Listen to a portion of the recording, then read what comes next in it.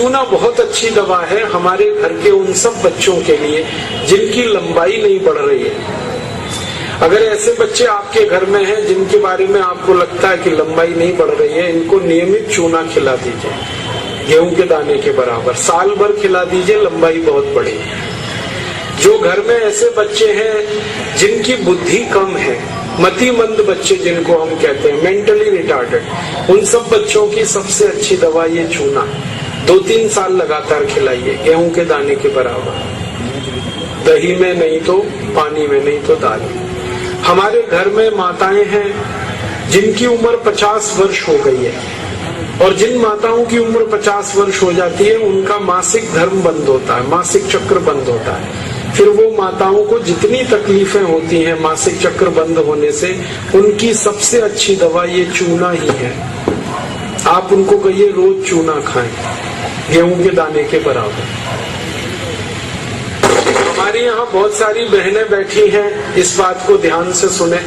घर में हमारी सभी बहनें और माताएं जो मासिक धर्म की समस्या से परेशान हैं, उनका मासिक धर्म समय से नहीं आता है तो बहुत खून आता है, या उसमें कई बार समय बहुत लगता है, इन सब मासिक धर्म की बीमारियों में दर्द बहुत होता है, आप चूना खाइए, गेहूं के दाने के बराबर, दही में, नहीं तो दाल में, नहीं तो गर्म पानी में।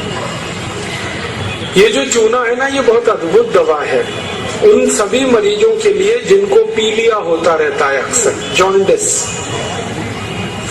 जिनको भी जॉन्डिस होता है उनको आप गन्ने के रस में गेहूं के दाने के बराबर चूना मिला के दीजिए।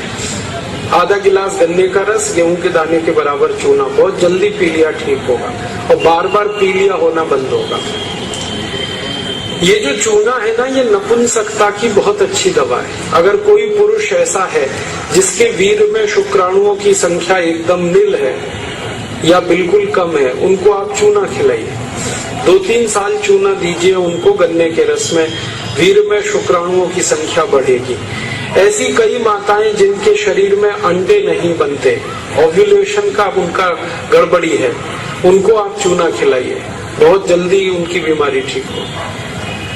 ये जो चूना है ना, आपके रीढ़ की हड्डी में कहीं कोई तकलीफ आ जाए, जैसे कई बार रीढ़ की हड्डी का जो लंबर रीजन है इसमें गैप आ जाता है, L1, L2, L3, L4 के बीच में गैप आ जाता है, इसको ठीक करने की ताकत चूने में ही है। चूना खाइए। कभी हड्डी क्रैक हो जाए तो हड्डी को जोड़ने की सबसे ज्यादा ताकत चूने में, चूना खाइए।